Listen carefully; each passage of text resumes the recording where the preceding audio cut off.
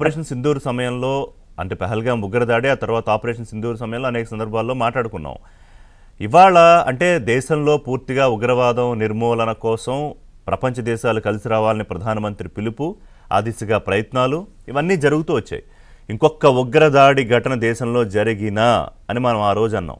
సరే, ఇప్పుడు నేను కేంద్రం ఏం చేస్తుందనే దాంతో మొదలు పెట్టట్లేదు, కానీ ఈ వాస్తవాలు ఒక్కోటి బయటపడుతుంటే ఏమనిపిస్తుంది పుల్లారావు గారి? 2 రోజుల నుంచి 10, 11, 12 ఇవాళ 3 రోజులు అవుతోంది కదా. ఒక్కొక్క విషయం దర్యాప్తు సంస్థలు చేస్తున్నాయి, బయటకు వస్తున్నాయి. అసలు మనం ఎందుకు ఆశ్చర్యపడుతున్నామని నాకు ఆశ్చర్యం. నిజమా? ఇది లో కాస్ట్ లో ఇంటెన్సిటీ యుద్ధం. అంటే యుద్ధాలు ఆర్మీలు కనపడవు, అలా చేస్తూ ఉంటారు. పాకిస్తాన్, చైనా నా వ్యూ కొంచెం పార్షియల్ గా ఉంటా. చైనాకి స్ట్రైట్ వార్ చేస్తుంది, ఉగ్రవాదిని డైరెక్ట్ గా ఎన్కరేజ్ చేయరు చైనా, ఎందుకంటే వాళ్ళకి పోయేది చాలా ఉన్నారు కాబట్టి. పాకిస్తాన్కి ఒకటే ఉద్యోగం భారతదేశం, వాళ్ళ ఆర్మీ అంతా ఒకటే భారతదేశం, ఫారెన్ మినిస్ట్రీ భారతదేశం, హోమ్ మినిస్ట్రీ భారతదేశం, ఎంబసీస్ అన్ని భారతదేశం. మనకి అలా కాదు కదా, మనకి అమెరికాతో అన్ని ప్రపంచంలో అన్ని దేశాలతో వ్యవస్థ ఉన్నారు. సో చేస్తారు, చేయిస్తున్నారు, ఆగదు. ఒకటి ఎక్స్పోజ్ అయింది, ఇలాంటి ఎన్ని దాక్కుని ఉన్నారో మనకు తెలియదు. ఇదంతా ఎక్కడ కాంటాక్ట్ చేస్తారు? పూర్వం ఏదో ఎంబసీ ఆ ఎంబసీ అనుకునేవారు, ఇప్పుడు అంతా మిడిల్ ఈస్ట్లో మన వాళ్ళు కోట్లు లక్షలు కాదు మిలియన్స్ పనిచేస్తున్నారు. ఎవరినో ట్రాప్ చేస్తారు అక్కడ, మెల్లిగా ట్రాప్ చేసి ఇక్కడ కూర్చోబెడతారు. ఫర్ ఎగ్జాంపుల్ ఈ కాశ్మీరీస్ అందరినీ అది వెళ్ళినప్పుడు వాళ్ళతో డీల్ చేస్తారు, యూనివర్సిటీతో డీల్ చేస్తారు, సంస్థలతో డీల్ చేస్తారు, రెచ్చగొడతారు. మీరు అయిపోయారు ఏదో రెచ్చగొడతారు, దొరుకుతారు ఇలాంటి వాళ్ళు. సో అంటారు. మనం ఆశ్చర్యపడవలసింది ఏంటంటే మనం ఎంతో రెడీగా లేవు. ఎందుకు ఇది జరిగింది? ఒక కారులో 2 టన్నుల కారులో 2 టన్నుల నైట్రేట్ అయ్యి తిప్పుతూ ఉంటే ఢిల్లీలో ఎవరు పట్టలేదే. ఆ కారు ఎక్కడి నుంచి వచ్చింది? పహల్గామ్లో ఉన్నవాడు అమెరికాకి. ఆ కారు నెంబర్ అయినా ఇమీడియట్ గా కంప్యూటర్స్ తో అది ఫ్లాష్ అవ్వాలి కదా. నకిలీ పత్రాలు, నకిలీ నెంబర్లు కదా. ఆఖరికి ఆ కారు దొరికింది కదా. అసలు ఎవరున్నారు?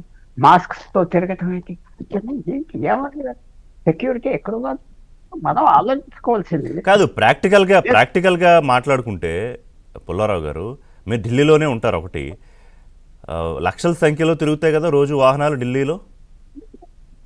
మరి ఎలాగా అంటే మీరు అన్నది ఒక వాహనంలో ఒక 3 మాస్కులు పెట్టుకుని తిరుగుతూ 6 జిల్లాల్లో తిరిగితే అంటే ట్రాకింగ్ సిస్టమ్ మనకు అంత ఉందా? ఒక వాహనంలో పెట్టుకుని తిరుగుతున్నారని. సరే, అంతకుముందు యూనివర్సిటీలో ఫలాలా యూనివర్సిటీలోనే కొన్ని రోజుల పాటు పార్క్ చేసి ఉంది ఆ కారు. కరెక్ట్. మీకు చిన్న విషయం చెప్తున్నా. 2001 సెప్టెంబర్ 11 ఒక విశేషమైన దాడి అమెరికా మీద జరిగింది. 2 విమానాలు తీసుకుని టాలెస్ట్ బిల్డింగ్స్ న్యూయార్క్ లో పేల్చేసి 5-6 వేల మంది చచ్చిపోయారు. అమెరికా షాక్ అయిపోయింది. ఆ రోజు వాళ్ళు ఏం నిర్ణయం తీసుకున్నారు? ఇప్పుడు నుంచి క్షణాల నుంచి అమెరికాలోకి ఏ టెర్రరిస్టు ఎంటర్ అవటానికి వీలు లేదో రానవ్వం అని పెట్టి అది సాధించారు. ఇవాళ 24 సంవత్సరాలకి ఏమన్నా యాక్షన్లు, టెర్రరిస్ట్ యాక్షన్ జరిగితే ఎవడు అమెరికాలో ఉన్నా వచ్చేసాడు, కానీ బయట డబ్బులు చేయలేదు. రోజుకి 10 లక్షల మంది, 20 లక్షల మంది వస్తారు అమెరికాలో. 20 లక్షల 30 లక్షల మంది కారు మీద, బోర్డర్లో, ప్లేన్లో రోజు. అవన్నీ ఆఫ్ చేశారు. అంటే మన దగ్గర టెక్నాలజీ ఉన్నది సింపుల్గా ట్రాక్ చేయడానికి. అంటే నేను ఫ్రాంక్గా చెప్తున్నా, ఒక ఫెయిల్ అవ్వింది ఇంటెలిజెన్స్ కాదు, సిస్టమ్ పనిచేయట్లేదు. ఇది రివ్యూ చేసుకోవాలి. ఇంత జరుగుతున్నప్పుడు అసలు వాచ్ చేయలేదు. ఇంటెలిజెన్స్ అంత ఎలక్ట్రానిక్స్ ఉన్నాయి, కంప్యూటర్స్ చెప్తాయి మీకు, కంప్యూటర్స్ చెప్పేస్తాయి. ఇవాళ మీరు నా పేరు ఫీడ్ చేస్తే వీడు పొటెన్షియల్ టెర్రరిస్టా ఏంటి వచ్చేస్తాడు, లైఫ్ స్టైల్ ఏంటి, వీడేంటి వచ్చేస్తారు. వాచ్ చేయాలి కదా. నీకు అన్ని ఎలక్ట్రానిక్స్ ఉన్నాయి కదా, నీకు కంప్యూటర్స్ చేస్తాయి, నువ్వేం చూడక్కర్లేదే. అవి ఫెయిల్ అయిపోయింది. ఇది ఏదో అయిపోయింది.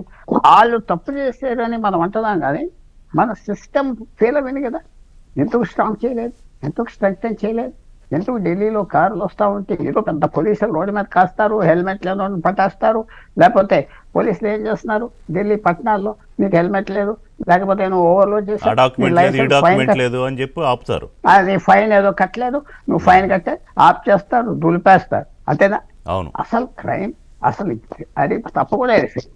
కానీ ఏంటంటే ఎవరి మీద యాక్షన్ తీసుకుంటారు? ఎవరి మీద తీసుకో, ఒక కానిస్టేబుల్ సస్పెండ్ చేస్తారు. సో మీరు అడిగిన ప్రశ్న కంటే నేను ఎండ్గా చెప్తున్నా, సార్ మన సిస్టంలో ఇది ఇప్పుడు దీంతో అయిపోలేదు. ఈ ఏది రెడ్ కోట్ ఉగ్రవాద యాక్షన్ ఈ రోజు అవుతుంది. అవకాశం కోసం చూస్తున్నా, ఇంకా చేస్తా, ఇంకా ఎక్కువ చేస్తా. ఎందుకంటే కన్వెన్షనల్ వార్ నార్మల్గా యుద్ధంతో మనం భారతదేశాన్ని దెబ్బకొట్టాం. ఇది పెద్ద యుద్ధం కదా.